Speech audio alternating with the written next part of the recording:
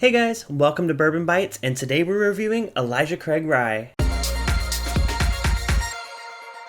So the reason I wasn't able to review this whiskey any sooner is because this is a very limited release product. Right now, as of filming this, it is only available in North Carolina, South Carolina, Georgia, and Oregon.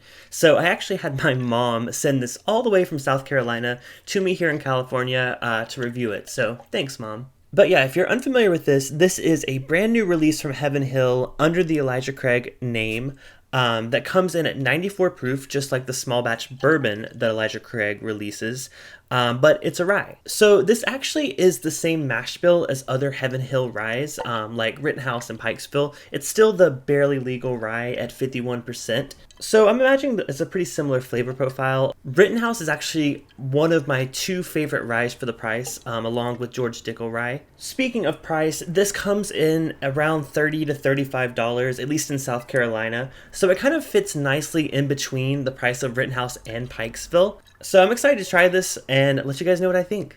So I do plan a future live stream where I actually compare this side by side with Pikesville and Rittenhouse. I think that would be a really good comparison, but right now I just wanted to try it on its own, just to kind of give some first impressions. Like I said, this is a new to 2020 bottle, but it took me a couple months to get out here because my mom had to find it and ship it and everything like that. So please let me know in the comments below, and I'll do it sooner rather than later if you guys are interested in seeing that. Also, if you haven't subscribed, make sure to do that so you don't miss it. So on the nose, this is very, very approachable. It smells more in line with what I would consider like a bourbon kind of nose, that vanilla and really, really sweet. So I don't really detect the rye note very much on the nose. And that's kind of my prediction of this whiskey. I feel like this was a rye made for the masses.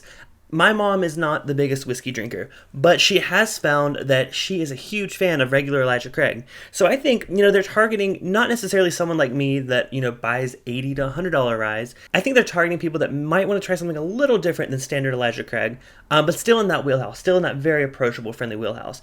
And on the nose, I think that's very much true. So let's see if it holds up on the taste. Cheers.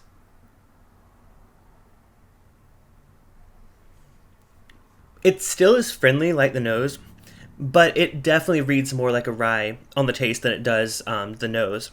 Very, very spice forward up front, almost like I would almost say like a citrus or like an orange spice, coupled with like a buttercream like frosting kind of note, like a really, really sweet frosting that would be like on top of a cake. Maybe even like an orange creamsicle. I don't know. The orange is the first thing that hit me, but I'm curious to see if that'll hold through with the second sip.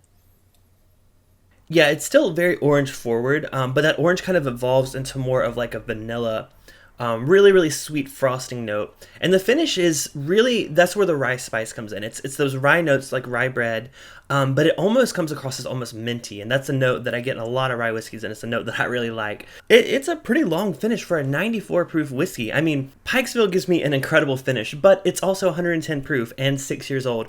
I would guess this is pretty significantly older than Rittenhouse. I think Rittenhouse is very rye forward, and like the sweetness and stuff kind of comes after that, which is common in a lot of younger ryes, like the George Dickel rye, which is my other favorite, cheap budget rye.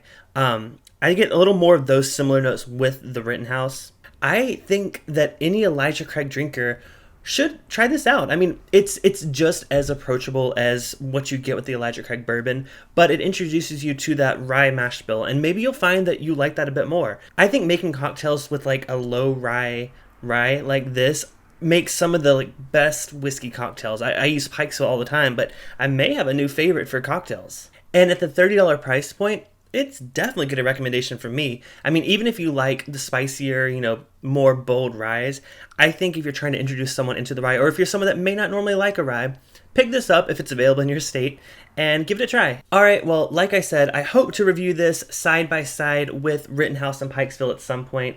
So make sure you subscribe so you don't miss that. But I'm a big fan of this, so I'm curious, is it available in your state? And if so, have you tried it? Let me know what you guys think.